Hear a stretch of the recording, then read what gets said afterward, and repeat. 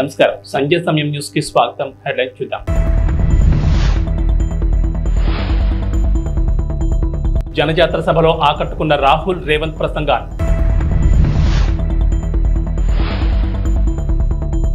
జోరు వానలో హోరెత్తిన ఫ్యాన్ హుషారు.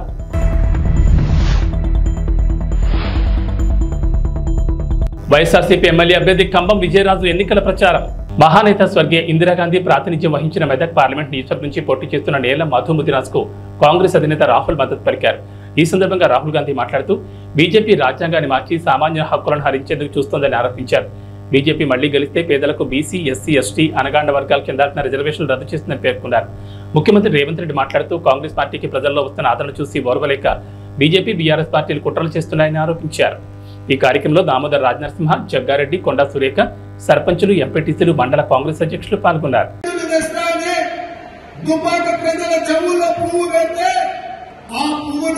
శాసనసభ ఎన్నికల్లో బండకేసి కొట్టిండ్రు, ఉప్పు తీసి ఉప్పు పోసి పాత వేసి ఇక ఉండగానే బీఆర్ఎస్ నాయకుడు బీఆర్ఎస్ నుండి నిలబడ్డాడు ఎవరో కాదు, మన మల్లన్న సాగర్ లో, మన రంగనాయక సాగర్ లో, మన కొండ పోచమ్మలో వేలాది ఎకరాల భూములను వేలాది మంది రైతులను ముంచి వాళ్ళ సొంత భూములు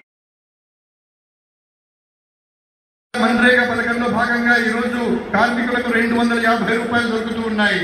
सरकार आने के बाद उनको 400 रुपए मनरेगा के लिए मिलेंगे. అది వచ్చి ప్రభుత్వం వచ్చిన తర్వాత मनरेगाలో భాగంగా 400 రూపాయలు కార్మికులకు ఇవ్వడం జరుగుతుంది.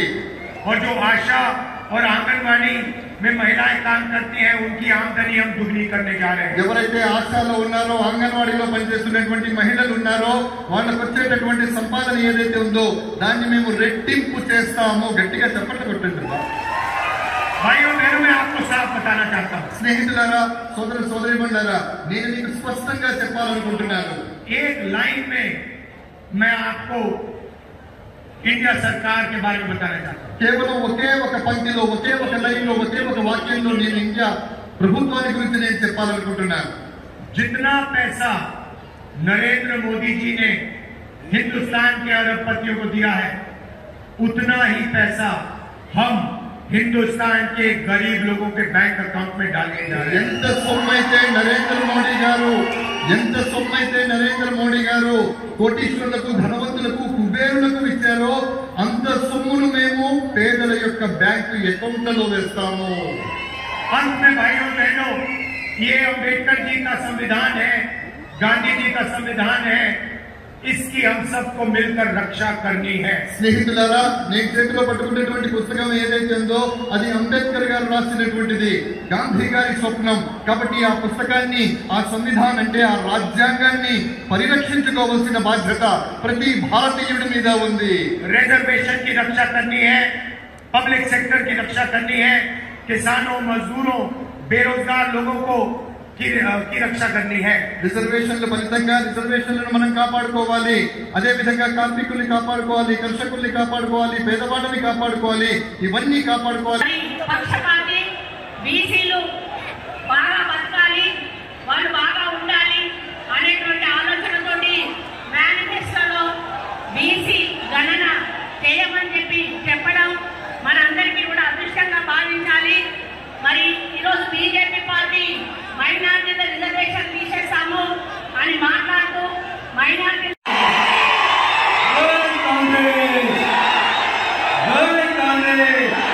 సోనియా గాంధీ గారి నాయకత్వం, రాహుల్ గాంధీ గారి నాయకత్వం, రేవంత్ అన్న నాయకత్వం.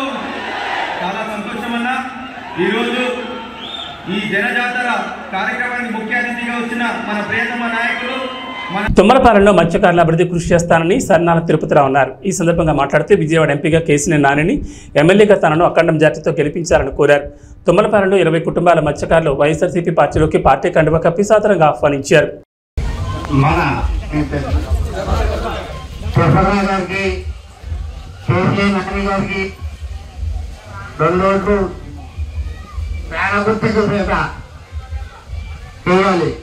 అయితే ఒకటి పోయినసారి చంద్రబాబు నాయుడు గారు వస్తారని అన్నారు. అయితే చంద్రబాబు నాయుడు వస్తే కలకత్తా నుంచి పుణ్యవాడ నుంచి బెంగళూరు దాకా వేలు తీసేతనంగా అది అప్పుడే జరిగింది. ఇప్పుడు కూడా చంద్రబాబు నాయుడు గారిని ఓటు వేస్తే ఇది ఇప్పుడు మన ముందే బేస్ కూడా పార్టీ చేస్తారు, కంపల్సరీగా అవుతారు. పార్టీ చేస్తారు. చంద్రబాబు నాయుడు గారు సీఎంగా అవుతే ఒక భూమి తప్ప చర్చలు తప్ప మన ఉండే బేస్ కూడా పార్టీ చేయగలుగుతారు. మనం ఎక్కడో ఇతరులు వ్యాఖ్యలు కూడా కానీ దేనికి కానీ అవకాశం ఉండదు. దయచేసి 2 ఓట్లు కూడా పేదగుట్టుకు వేయాలని కోరుతున్నాం. అలాగే జగన్ వల్ల లబ్ధి పొందడంటే ఎవరు లేరు. ఆ పార్టీ ఈ పార్టీ లేదు. తెలుగుదేశం పార్టీ అయినా, వైసీపీ పార్టీ అయినా, జనసేన పార్టీ అయినా, ఏ పార్టీ వాళ్ళైనా ప్రతి రేషన్ కార్డు కూడా 1,00,000 రూపాయలకి ఇస్తాయి. అమౌంట్ అవుతూనే ఉన్నాయండి. వేరే మొత్తం మీద మీరు లెక్క చూసుకుంటే 1,50,000 తుమ్మలపాలెం వైఎస్ఆర్ కాంగ్రెస్ పార్టీ నాయకులకు, కార్యకర్తలకు, సానుభూతి పరులకు, ఈ గ్రామ ప్రజానీకానికి అందరికీ కూడా పేరు పేరున నమస్కారాలండి. రేపు 13వ తారీఖు జరుగుతున్న ఎలక్షన్లో ఇక్కడ ఈ నియోజకవర్గానికి నేను ఎమ్మెల్యేగా, కేశినేని నాని గారి ఎంపీగా పోటీ చేస్తూ ఉన్నాం. మీ ఆశీస్సులు, మీ ఆదరణ అందరూ కూడా ఇవ్వాలని మేమంతా కూడా కోరుకుంటూ ఉన్నాం. కొంతమంది చెప్తా ఉన్నారు, ఈ 5 సంవత్సరాలు బట్టి మేము అది చేసాం, ఇది చేసాం అని చెప్తా ఉన్నాడు. ఇవాళ జగన్మోహన్ రెడ్డి గారు ఇచ్చిన ప్రతి ఒక్క పథకాన్ని కూడా ప్రతి ఒక్కళ్ళకి కూడా ఇంటికి తీసుకెళ్ళి ఈరోజు వైఎస్ఆర్ కాంగ్రెస్ పార్టీ ఇవ్వడం జరిగింది. అవి ఏం జరగలేదు, అవి ఏం ఇవ్వలేదు అని చెప్తా ఉన్నాడు. ఇక్కడ చాలామంది పెద్దలు ఉన్నారు, అందరికీ మీ అందరికీ తెలిసినవి. ప్రతి ఒక్క ఇంటికి కూడా ఏ పార్టీలకి సంబంధం లేకోకుండా అందరికి కూడా ప్రతి ఒక్క సంక్షేమ పథకం ఇంటికి వెళ్ళింది. అభివృద్ధి అనేది ఎక్కడ ఏది కావాలో జరుగుతూ ఉన్నది. అవి కూడా ఇన్ని అబద్ధాలు ఆడుతూ ఉన్నాడు. ఇట్లాంటి అబద్ధాలకు పోలవరం నియోజకవర్గం టీ నరసాపురం మండలం బొర్రంపాలెం గ్రామంలో జడ్పీటీ సభ్యులు సామంతపూడి సూరిబాబు ఆధ్వర్యంలో బీసీ ఆత్మీయ సమావేశం నిర్వహించారు. ఈ కార్యక్రమానికి ముఖ్య అతిథులుగా పోలవరం శాసనసభ్యులు తెల్లం బాలరాజు, కారుమూరి సునీల్ కుమార్ పాల్గొన్నారు.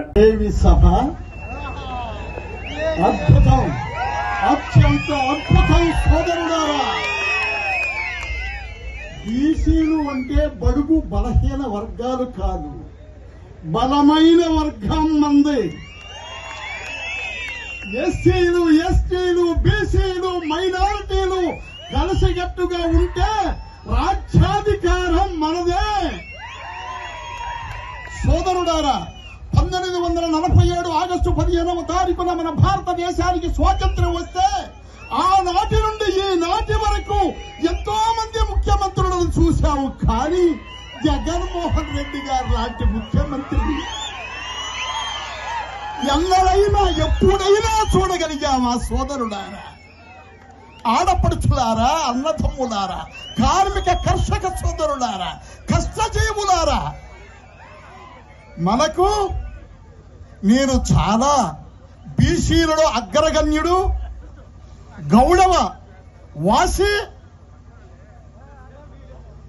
ఉన్నాడు ఇక్కడ సోదరుడు అశోక్ గౌడ్ గారిని నేను చాలా బలవంతం చేశా. తమ్ముడు, నీవు మళ్ళీ వైఎస్ఆర్సీపీలోకి రావాలి అని. ఆయన వచ్చి రాష్ట్రంలోనే గౌడ వర్గాన్ని అందరినీ ధర్మచక్రంలాగా, అశోక చక్రంలాగా అడ్డం వేసినటువంటి మహానుభావుడు అశోకుడు. తమ్ముడు, ఈ వేళ మన బీసీలలో అగ్రగణ్యులైనటువంటి కారుమూరి నాగేశ్వరరావు గారు, మినిస్టర్ గారు అబ్బాయి సునీల్ కుమార్ యాదవ్ గారు, తెల్లం రాజ్యలక్ష్మి గారికి, బాలరాజు గారు మిస్సెస్ గారికి జగన్మోహన్ రెడ్డి గారు టికెట్ ఇచ్చారు అంటేనే అందులో ఎంత నీతివంతుడో బాలరాజు గారి కుటుంబం మనం అర్థం చేసుకోవచ్చు. ముఖ్యంగా వేదిక మీద ఉన్న వారిని ఎవరిని నేను ఇన్వైట్ చేసి వాళ్ళకి వెల్కమ్ చెప్పలేదు. వేదికను అలంకరించిన మహానుభావులారా, ఎంతో ఉత్తములారా, మీరందరూ కూడా చెప్పింది చెప్పకుండా చెప్పగలిగినటువంటి మహామేధావులు మీరందరూ కూడా స్టేజీని అలంకరించిన మీకందరికి కూడా మరొక్కసారి జగన్మోహన్ రెడ్డి గారి తరపున, సూరిబాబు గారి తరపున, మా అశోక్ గౌడ్ గారి తరపున మీకు మనవి చేస్తున్నాను. ప్రకాశం జిల్లా పెద్దదోర్నాలపట్నంలోని లహరి ఫంక్షన్ హాల్లో ఎర్రగొండపాలెం నియోజకవర్గ జనసేన కార్యకర్తల ఆత్మీయ సమావేశంలో నియోజకవర్గ టీడీపీ కూటమి ఎమ్మెల్యే అభ్యర్థి గూడూరు ఎరిక్షన్ బాబు పాల్గొన్నారు. ఈ సందర్భంగా మాట్లాడుతూ నియోజకవర్గంలో టీడీపీ కూటమి గెలిపే లక్ష్యంగా ప్రతి ఒక్క జన సైనికుడు పనిచేయాలని పిలుపునిచ్చారు. టీడీపీ, జనసేన, బీజేపీ నాయకులు కార్యకర్తలతో కలిసిమెలిసి పనిచేసి తెలుగుదేశం పార్టీ విజయాన్ని కృషి చేయాలని తెలిపారు. ఎర్రగొండపాలెం నియోజకవర్గంలో ఉన్న టీడీపీ, జనసేన, బీజేపీ కార్యకర్తలందరూ ఒక కుటుంబంలా ముందుకెళ్తామని తెలిపారు. ఈ అవసరం ఉన్న ఎరిక్షన్ బాబు అనే వ్యక్తి అందరికీ ముందుంటారని తెలిపారు. ఈ కార్యక్రమంలో ఎర్రగొండపాలెం నియోజకవర్గ టీడీపీ, జనసేన, బీజేపీ నాయకులు కార్యకర్తలు పాల్గొన్నారు. జనసేన నాయకులకు కార్యకర్తలకి నాకు ఇక్కడ తెలుగుదేశం జనసేన 2 వేలు కాదు, ఈ నియోజకవర్గం వేరు కాదు, ఇద్దరు ఒకటే. నాకు ఇద్దరు కష్టపడతా ఉన్నారు. వారికి కూడా అవకాశాలు కల్పించాల్సిన అవసరం భవిష్యత్తులో ఎంతైనా ఉంది. మా బాధ్యత. ఎందుకంటే వాళ్ళు కూడా 10 సంవత్సరాల నుంచి పార్టీ పెట్టి పవన్ కళ్యాణ్ గారు కార్యకర్తల కష్టం మీద పార్టీ నడుపుకొని ముందుకెళ్ళాడు. చంద్రబాబు నాయుడు గారు జైల్లో ఉన్నప్పుడు ఆయన పరామర్శించడానికి లోపలికి వెళ్ళి బయటకు వచ్చిన 1 నిమిషం కూడా మేమెవరు కూడా ఊహించలే. లోపల ఆయన పరిస్థితి తెలుసుకొని బయటకు వచ్చి చంద్రబాబు నాయుడు గారితో కలిసి మేము పోటీ చేయబోతున్నాము ఆంధ్రప్రదేశ్. ఆయన ప్రకటించిన వెంటనే ఆ రోజే తెలుగుదేశం పార్టీ కార్యకర్త నాయకుల గుండెల్లో పవన్ కళ్యాణ్ గారు నిలిచిపోయారనే వాస్తవం ఇది సత్యం. ఈ రాక్షస పరిపాలన అంతమందించేదాన్ని, ఈ రాష్ట్రంలో జగన్మోహన్ రెడ్డి గారిని వారి యొక్క అరాచకాల్ని అంతమొందించేదానికి పవన్ కళ్యాణ్ గారి మద్దతు ఆ సమయంలో మనకి కొండంత అండన ఇచ్చినటువంటి మాట వాస్తవం అని చెప్పేసి శ్రేణులందరూ కూడా నేను తెలియజేసుకుంటా ఉన్నాను.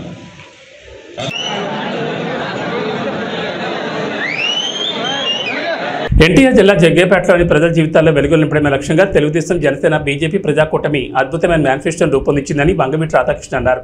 ఎన్టీఆర్ జిల్లా జగ్గేపేట నియోజకవర్గం కూటమి అభ్యర్థి విజయాన్ని కాంక్షిస్తూ కూటమి ఎమ్మెల్యే అభ్యర్థి శ్రీరామ్ రాజగోపాల్ తాతయ్యతో కలిసి జగ్గేపేట మండలంలో గండ్రాయి, మల్కాపురం గ్రామాల్లో ఎన్నికల ప్రచారం నిర్వహించారు. 3 రోజులు మనం అంతా క్యాంపెయిన్ చేయడానికి ఉంది. ఎక్కువసేపు మాట్లాడకుండా దయచేసి మిమ్మల్ని అందరూ ఒకటే ఆలోచించమని చెప్పి కోరుతా ఉన్నాం. ఈ ల్యాండ్ టైటిలింగ్ యాక్ట్ అని చెప్పని కొత్తగా జగన్ రెడ్డి గారు తీసుకొస్తా ఉన్నారు. మీ అందరికీ ఏదో ఒక స్థలము లేదంటే పొలం ఏదో ఒకటి మీ పేరు మీద ఉంటుంది కదా, అది మీ హక్కే కదా, అది మీరు కష్టపడి సంపాదించుకుందే కదా. కొత్తగా ఆయన మీకు హక్కు, మీ స్థలం మీద మీకు హక్కు కల్పించడానికి ఆయన చట్టం తీసుకొచ్చి కాగితాలు ఆయన దగ్గర పెట్టుకుంటాడని చెప్పంట. అలాంటి వాళ్ళు నమ్మచ్చా లేదని చెప్పని కూడా అందరూ ఒకసారి ఆలోచించమని చెప్పని కోరుతా ఉన్నాం. అది సంక్షేమం పేరని చెప్పని మొత్తం అందరి దగ్గర దోచేసి ఇవాళ ఎన్నికల వేళల్లో ప్రతి అభ్యర్థికి, అధికార పార్టీ అభ్యర్థికి మీకు 5,000 రూపాయలు ఓటుకి ఇవ్వమని చెప్పని పంపించారు. 5,000 రూపాయలు ఓటు తీసుకోండి, తప్పకుండా ఓటు మాత్రం మన తాతయ్య గారికి ఇవ్వమని చెప్పని కోరుతా ఉన్నాం మిమ్మల్ని అందరినీ. మన ప్రభుత్వం ఉన్నప్పుడు 500-600 రూపాయలు అంటే ఈరోజు 1000 రూపాయలు దాటిపోయి గ్యాస్ సిలిండర్. దాని దృష్టిలో ఉంచుకున్న నాయకుడు దీపం పథకం ద్వారా ప్రతి ఇంటికి కూడా సంవత్సరం 3 గ్యాస్ సిలిండర్ కూడా అందజేయడం జరుగుతుంది. అదేవిధంగా ఆర్టీసీ బస్ ఛార్జీలు ఈ ప్రభుత్వం వచ్చిన తర్వాత 5-6 సార్లు బస్ ఛార్జీలు పెరిగినాయి. దాని దృష్టిలో ఉంచుకున్న మన నాయకుడు మహిళల కోసం ఆర్టీసీ బస్సులో ఉచిత ప్రయాణం కూడా కల్పించబోతున్నారని చెప్పి కూడా తెలియజేస్తా ఉన్నాం. ప్రత్యేకంగా యువత కోసం లోకేష్ బాబు పాదయాత్ర చేస్తా ఉంటే చాలా మంది యువత వాళ్ళ యొక్క సమస్యలు చెప్పారు. చదువుకున్న ఉద్యోగాలు లేవు. మన ప్రభుత్వం వచ్చిన తర్వాత యువతకు ఉద్యోగం కల్పించడం, ప్రభుత్వ ఉద్యోగాల వైపు పరిశ్రమ స్థాపించి ప్రైవేట్ ఉద్యోగాలు, అదేవిధంగా ఐటీ సంస్థలు ఏర్పాటు చేసి ఐటీ జాబ్ కూడా 20 లక్షల మంది ఉద్యోగాలు కల్పిస్తారు. ఎవరికైతే ఉద్యోగం లేదో అటువంటి వాళ్ళకి నిరుద్యోగ భృతి కింద ప్రతి నెల 3,000 రూపాయలు కూడా అందజేయడం జరుగుతుంది. ఇవన్నీ దృష్టిలో ఉంచుకోండి. ఎవరికైతే పేదవాళ్ళకి సొంత ఇంటి లేదో ఇంటి స్థలం 3 సెంట్లు స్థలం ఇచ్చి పక్కా గృహం కూడా ఏర్పాటు చేస్తారు. అదేవిధంగా ఇంటింటికి కూడా కుళాయి పంపు కూడా ఏర్పాటు చేస్తామని చెప్పి కూడా మనం మేనిఫెస్టోలో చేశాం. మరి బీసీ ఎస్సీలకు ఈరోజు ఎస్సీలకు 50 సంవత్సరాలకే పెన్షన్ ఇస్తా ఉన్నాం. ఎస్సీలతో పాటు బీసీలు కూడా రాబోయే రోజుల్లో మన ప్రభుత్వం వచ్చిన తర్వాత 50 సంవత్సరాలకే వృద్ధాప్య పెన్షన్ కూడా ఇవ్వడం జరుగుతుంది. ఏదైనా సరే బీసీలు కావచ్చు, ఎస్సీలు కావచ్చు, రైతాంగం కావచ్చు, యువతకి, మహిళలకు అందరూ మేలు జరగాలంటే తెలుగుదేశం పార్టీ అధికారం వస్తేనే సాధ్యపడుతుంది. ప్రత్యేక పొదుపు సంఘ మహిళల కోసం మన ప్రభుత్వం వచ్చిన తర్వాత 10 లక్షల వరకు కూడా వడ్డీ కట్టగల ఈ రోజు ప్రభుత్వం 3 లక్షలు మాత్రమే. తాడేపల్లిగూడెంలో దేవాదాయ ధర్మాదాయ శాఖ మంత్రి కొట్టు సత్యనారాయణను ప్రభుత్వ కార్యాలయం నుంచి ఉద్యోగులు బయటకు పొమ్మన్నారు. తాడేపల్లిగూడెంలో పోస్టల్ బ్యాలెట్ ఓట్లు వేస్తున్న ఉద్యోగులను బెదిరించిన మంత్రి కొట్టు సత్యనారాయణపై ఉద్యోగులు తిరగబడ్డారు. మీరు బెదిరిస్తే బెదిరిపోయే రోజులు పోయాయి, భయపడిపోయేవాడు ఎవరూ లేరని అన్నారు. నీ కాలం చెల్లిందంటూ మంత్రిపై ఉద్యోగులు తిరగబడడంతో పోలీసుల సాయంతో జారుకున్న పరిస్థితి నెలకొంది.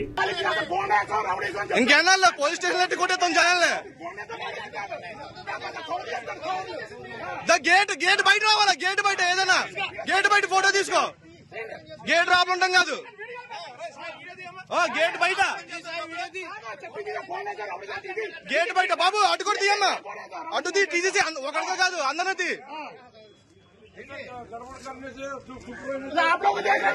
आप लोग देखो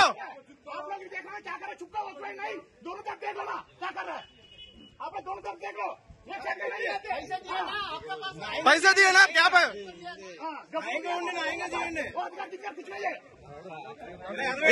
इलेक्शन ड्यूटी है, हमको भी हिंदी मालूम है। चल जाएगा आप लोग क्या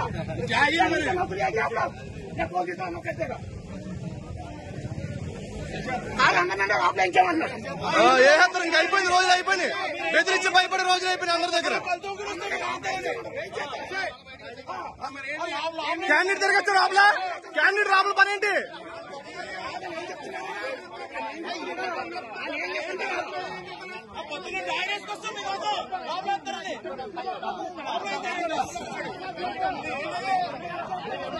అంటే క్యాండిడేట్ రాబుల పని ఏంటి?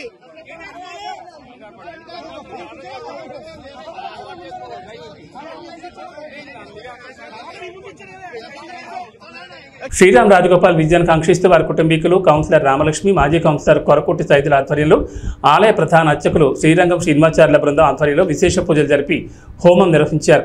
వారి విజయం తథ్యమవ్వాలని భగవంతుని సేవలో కార్యకర్తలు, అభిమానులు పాల్గొన్నారు.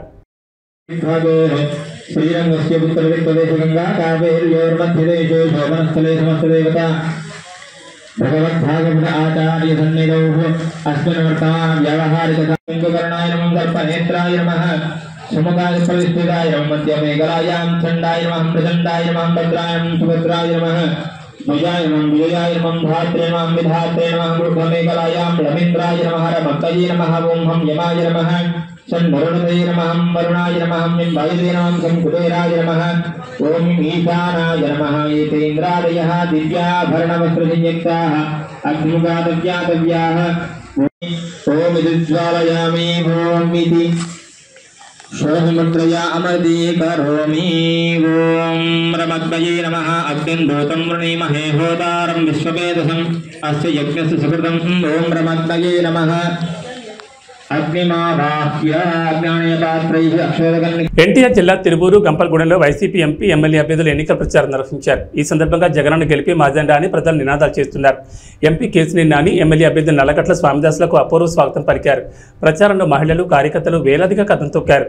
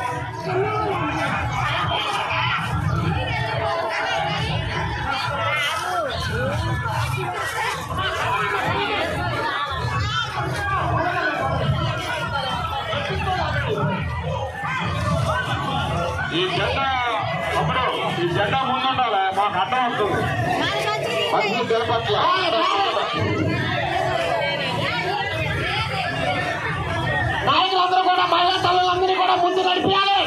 ఎక్కడో అక్కడే పక్కన వెళ్ళిపోతున్నారు, అలా జరగకుండా చూడండి.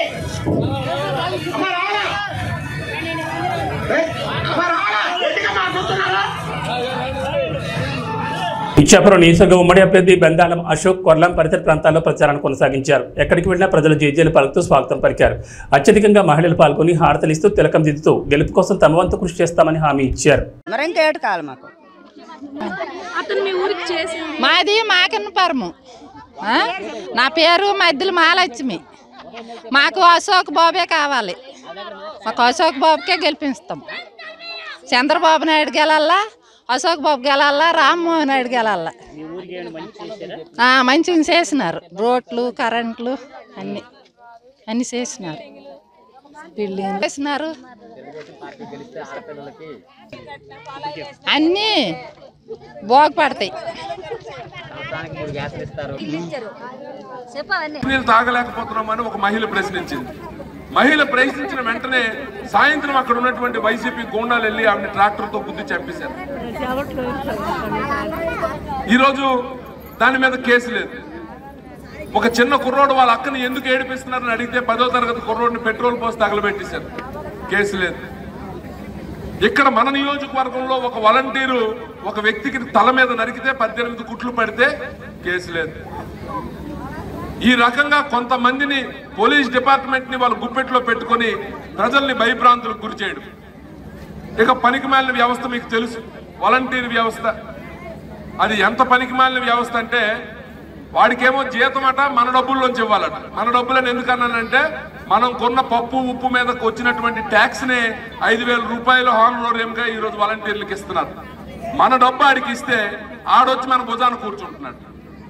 మీరు తెలుగుదేశం వాళ్ళు మీటింగ్కి వెళ్తే మీకు పెన్షన్ కట్ చేస్తాం, మీకు తెలుగుదేశం వాళ్ళు మీటింగ్లకు వెళ్తే మీకు రేషన్ కార్డు కట్ చేస్తాం, లేకపోతే అమ్మఒడి ఇవ్వం అని బెదిరిస్తున్నాడు. ఈ రోజు వచ్చి మన మీద పెత్తనం చెలాయించే ప్రయత్నం. ఈ మధ్యన ఇంకో కొత్త డ్రామా. పాపం పెన్షన్ తీసుకుంటున్నటువంటి పెద్దవాళ్ళు ఇక్కడ చాలా మంది ఉన్నారు.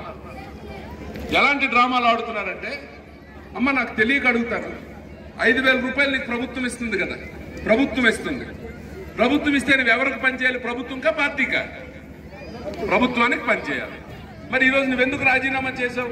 ఎందుకంటే ఎలక్షన్ కమిషన్ నీకు క్లియర్ గా గైడ్ లైన్స్ ఇచ్చింది.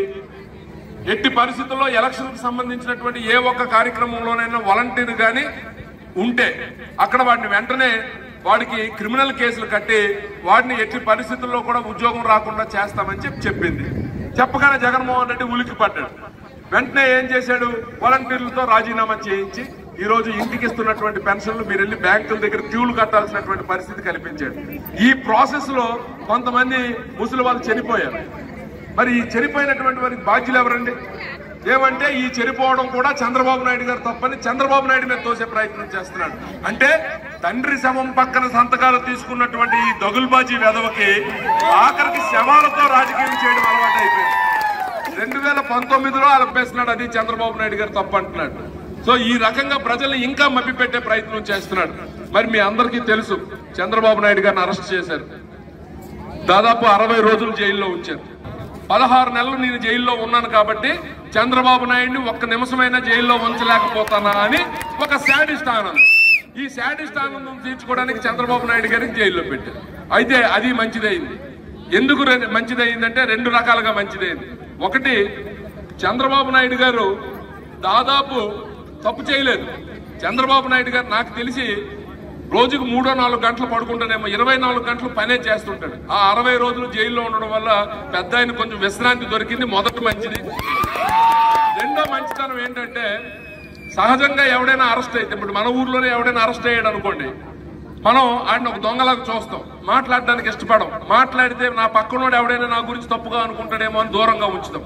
అలాగే జగన్మోహన్ రెడ్డిని జైల్లో పెడితే అటువంటి దొంగలే వెళ్ళి జైల్లో కలిశారు తప్ప వేరే వ్యక్తి ఎవ్వడు కూడా ఆయన పట్టించుకోలేదు. సమయం ఇది. ఎందుకంటే ఇంకా 3 రోజులు ఉంది. ఈ 3 రోజుల్లో మరి రామరావణ యుద్ధం జరగబోతుంది. మీ అందరికీ తెలుసు. జగన్ ఏబీ బులెటిన్ విశేషాలు. నమస్కారం.